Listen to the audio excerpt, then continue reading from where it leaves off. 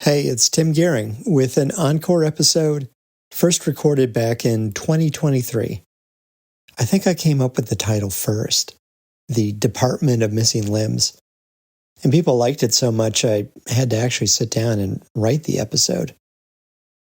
I had always wondered why so much ancient art is broken, missing heads and limbs, but also why we love having this broken art around.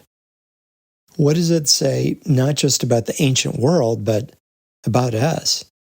Why are we so attracted to the past as ruins? What I found was not only fascinating, but surprising. The lengths we've gone to reconstruct the past or not.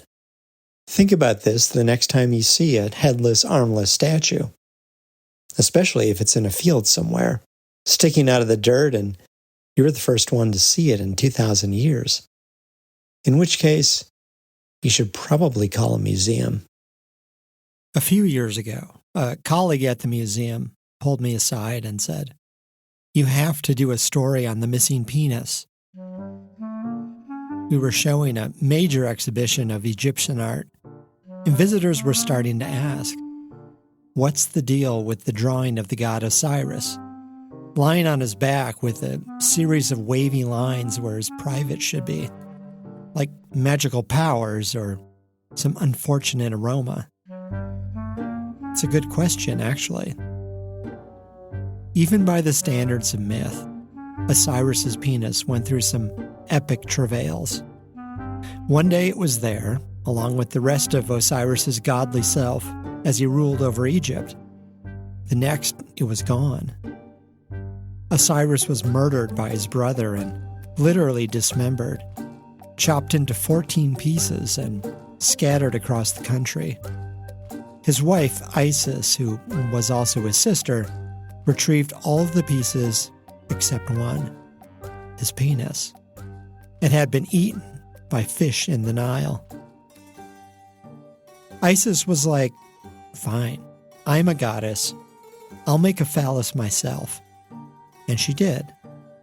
And she put it on the resurrected body of Osiris, and it worked for them, well enough to conceive Horus, the falcon-headed heir to the kingdom.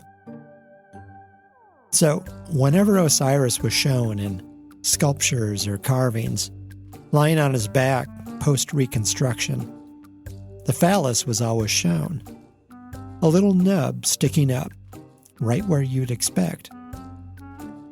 In time, though, Osiris's phallus would disappear again, along with the phalli of other gods and people represented in ancient temples throughout Egypt. Sometimes their noses, too, and their hands, their feet. So that when European explorers came across these temples in the 1800s and early 1900s, they found sculptures everywhere, missing body parts. They assumed at first, just as people do today, that this is simply what happens if you leave something out in the elements for hundreds or thousands of years. Whether it's from ancient Egypt or ancient Greece or ancient Rome, things fall apart. Especially things that are, well, sticking out. But the answer, like the past itself, is almost never that simple.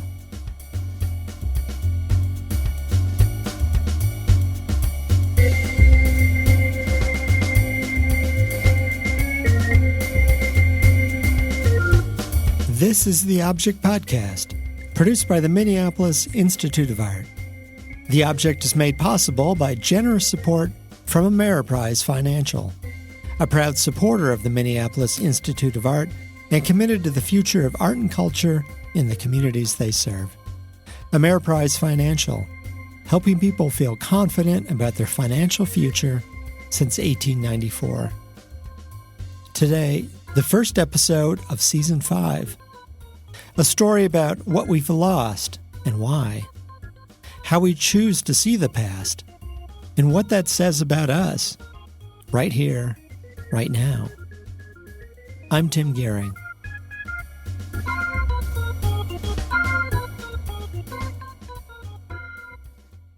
I remember when I first heard about the 7 wonders of the world.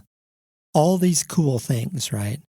The Colossus of Rhodes, the Lighthouse of Alexandria, the statue of Zeus. I couldn't wait to go see them when I grew up. And then, at some point, I realized, wait, none of these things still exists, except the pyramid at Giza? All that's left is a pile of rocks? What the hell? Let's go back 2,000 years to ancient Rome. It's easy to assume that the reason we don't have many intact cultural treasures from the classical world is that there wasn't much to begin with. There were just 7 wonders, after all. But here we are in ancient Rome, and there are marble statues everywhere. In fact, there's just about 1 marble statue for each Roman in a city-state with 1 million people. That's a lot of art. Now let's cross over to ancient Greece. Here, too, there are statues everywhere. The famous Greek bronzes. In the 2nd century, the travel writer Pausanias visits Olympia and counts 69 bronze statues of Olympic winners, made 7 centuries earlier. The historian Pliny the Elder reports 3,000 bronze statues at Olympia, and just as many at Rhodes, Athens, and Delphi. That's also a lot of art. And yet, of the 69 Olympic statues, all that survived are 13 bases. And of all the rest of those thousands of bronzes, fewer than 30 substantially intact statues have ever been found. Classical art, as one writer recently put it, is a heritage of loss.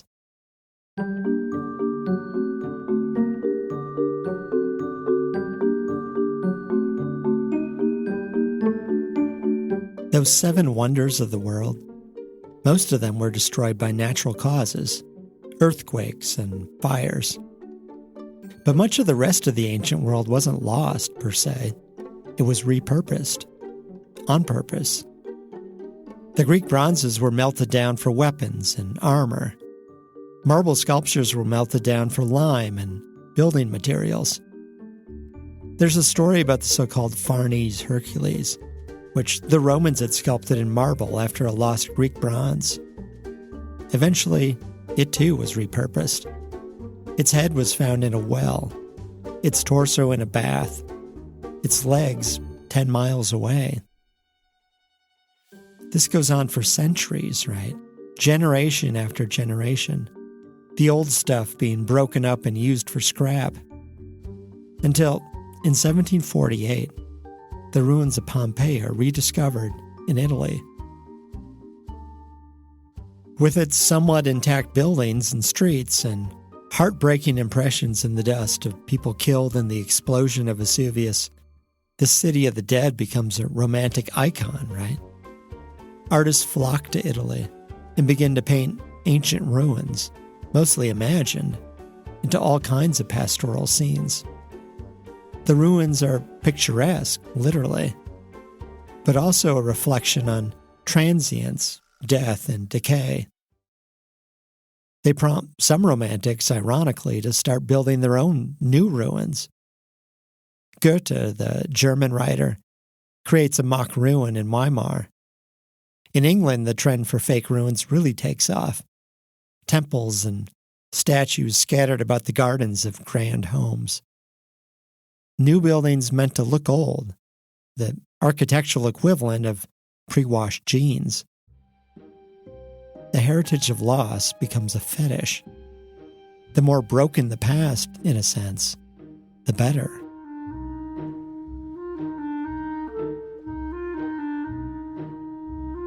You've heard of the Venus de Milo, right? The sculpture of a woman now at the Louvre Museum in Paris. One of the most famous artworks in the world, the ultimate symbol of beauty, missing both arms. When it's rediscovered in the spring of 1820, on the island of Milos in the Aegean Sea, it's even more broken up. The farmer who finds it comes across the upper torso in one place, the lower body in another, and part of the right hip. Of course, no arms. A French sailor poking around Milos for antiquities hears about it. This is less than 20 years after Lord Elgin had many of the marble sculptures pried off the Parthenon in Athens and taken to England. It's less than 5 years after Napoleon's defeat, when, among other things, France had to return 2 famous sculptures taken from Italy, the Apollo Belvedere and the Venus de Medici. France is jealous and humiliated, desperately searching for other ancient treasures to take so they can declare themselves the true heirs to the great classical era of learning and democracy. The sailor on Milos becomes convinced that this smashed-up sculpture is a masterpiece of classical art, and he calls on his superiors to buy it before anyone else does. Finally, they do, just as it's being loaded by the Ottoman Turks on a ship bound for Constantinople. The French even get a few more pieces that the farmer had found later. A hand holding an apple, the chignon holding her hair back, part of an upper arm, parts of the base. In transit to Paris, the sculpture breaks even more. Worse, there's a rather inconvenient inscription that's discovered on part of the base, which says the statue was carved in Antioch, a city that wasn't even founded until 100 years after the end of the Classical Age in Greece. Well, the director of the Louvre decides the sculpture doesn't really need that part of the base for display. And eventually the base disappears, never to be found.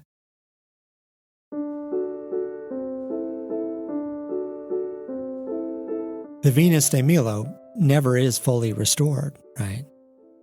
The hand holding the apple suggests the sculpture is indeed an image of Venus, who was awarded the apple in the Judgment of Paris. The island of Milos itself is shaped like an apple. But the museum decides to leave off the hand and the other bits and pieces, because another ancient statue of Mars is thought to be paired with it and cannot be restored, or something like that. And so, one broken statue begets another, and another, and another. There are ancient statues at the Minneapolis Institute of Art now that are missing every appendage you can think of. There's a Greco-Roman sculpture of a man with no arms, no legs, no head. Even the penis is broken off. It's just a torso, a six-pack with shoulders. There's also the so-called Tiber Muse, a statue found in 1885 near the Tiber River in Rome, that's missing its head and most of its arms. All that's left is a pair of legs and breasts, loosely draped with a dress. Maybe it's Greek, maybe it's not. Maybe it's a musician, maybe it's Venus herself. Without any limbs, holding something, playing something, touching something, broken sculptures like this are mostly symbolic, saying more perhaps about who purchased them and who's looking at them than anything about the ancient world itself.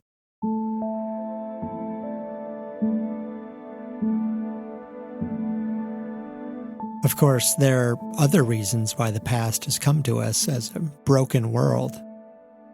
In the 1920s, in the aftermath of the Boxer Rebellion in China, some of the great temple caves were systematically looted.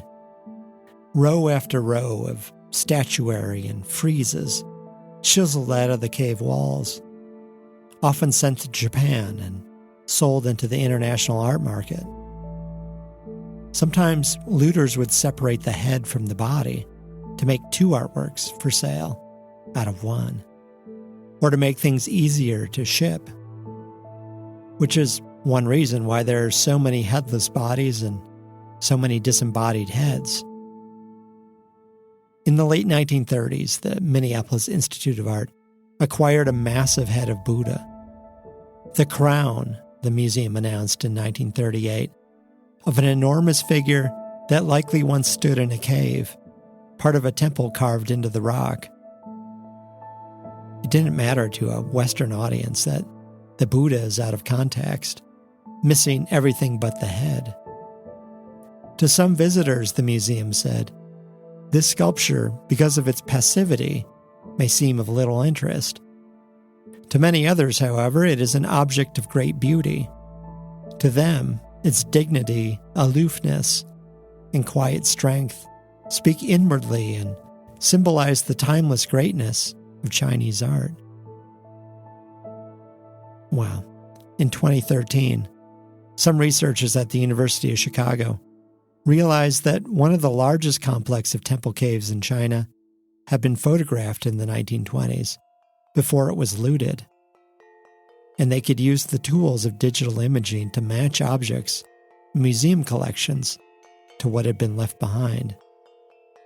Not only recreating the temples, but putting the onus on museums to think about what they have and where it came from. A broken world that only makes sense if you don't think it can ever be repaired. Maybe you heard about the statues taken from Cambodia during the Khmer Rouge conflicts, broken off at the ankle, leaving all these feet behind.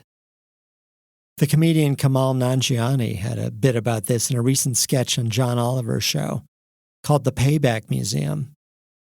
Now we've got something really special. I'm thrilled to announce the grand opening of our brand new state-of-the-art Asia Wing, where we are beyond proud to display a number of priceless 10th century religious statues. Or at least we were. Now we only have their feet. They were broken off fairly recently, in the 1980s, 90s, early 2000s. Some of them could be reunited. Other things, of course, can't be repaired. Power shifts, meanings are lost, values change. All those South American gold and silver objects turned over to Spain and melted down. Perhaps some 25,000 tons of silver alone. All those pagan Roman statues, maybe hundreds of thousands, turned to lime after Rome goes Christian. All those Chinese artworks destroyed in the Cultural Revolution. There were some 6,800 officially designated historical interest sites in Beijing alone before Mao. In just a few years, nearly all of them were destroyed. And then there's Egypt.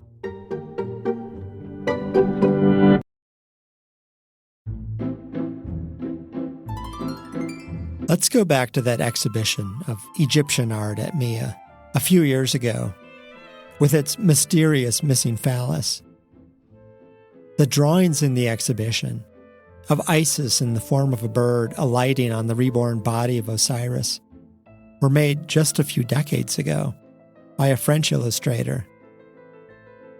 They're based on carvings in the Egyptian temple complex of Dendera, which was built between 125 BCE and 60 CE, during the time of Greek rule in Egypt. Dendera is now one of the best preserved monuments in the country, which is not to say it's intact. Scars from chisels are everywhere among the wall reliefs, obliterating the faces, hands, feet, and other body parts of gods and people, including their penises. When the French illustrator drew these scenes of Isis and Osiris, he copied the damage too, as a series of wavy lines where the penis would have been. The Vandals were likely Coptic Christians who may well have moved into the temple complex sometime after the old Egyptian religion declined in the 400s. And before the temple was completely buried by sand, as it was when excavation began in 1898. The Christian monks didn't understand the gods they were living among. Even the last generation of Egyptian priests, by the end of the Old Era, probably no longer understood the ancient hieroglyphs.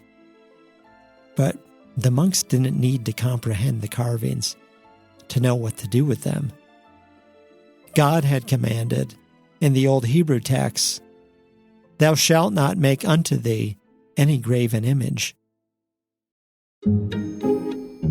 Massive temples like the one at Dendera were still prominent features of the desert in the early days of Christianity. The, quote, souls of the landscape, as one researcher put it. Best to put a stake through them. It may seem a dull day's work to stand atop a ladder in a darkened chamber 1,500 years ago, hammering away at phalli. But the chiseling was probably a kind of invigorating ritual performance, complete with spells and sermons. If you believe, as the early Christians did, that these images are inhabited by demons, to destroy them is a kind of spiritual warfare. That said, in some temples, phalluses appear to have been systematically carved out instead of destroyed, as if to harvest them, likely as aphrodisiacs. At the end of the old religion, when the temples were in decline but still visited by the faithful, people may have helped themselves to the carvings.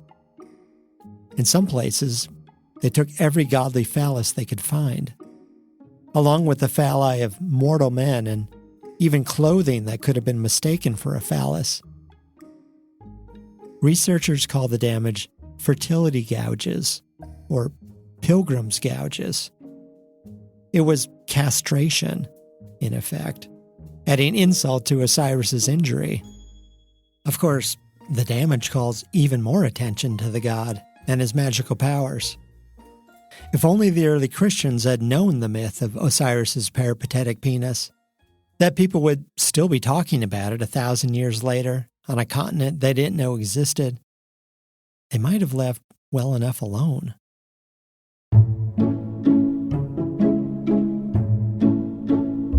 We've come to think about abused sculptures and other broken artwork as somehow representative of the ancient world, right? Making the past seem even more inscrutable, more disconnected to our own time than it is. But there is another way to think about these scraps of the past. I used to serve on a public arts commission, and every year we'd have to budget tens of thousands of dollars to repair public artwork that was shot up, peed on, run into with cars. And that's just in one mid-sized city in America. Every year, all around the world, art is stolen, blown up, bulldozed, and a lot of it wasn't made to last in the first place. We are so myopic, so violent, so desperate, that perhaps we should be surprised not that so much has been lost, but that anything has survived.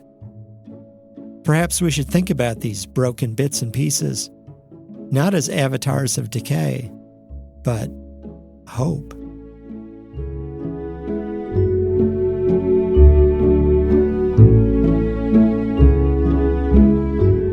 This has been the Object Podcast, produced by the Minneapolis Institute of Art, and made possible with support from Ameriprise Financial. I'm Tim Gihring. New episodes are coming every month now. Please rate and review us on Apple Podcasts or wherever you listen. Subscribe so you never miss an episode. And thanks very much for listening.